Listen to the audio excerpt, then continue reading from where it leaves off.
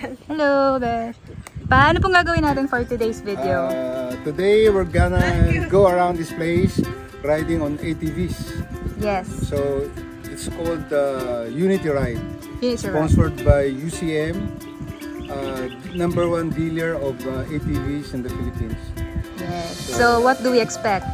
We expect to enjoy the day riding the ATVs and at the same time looking at the different views here in the place.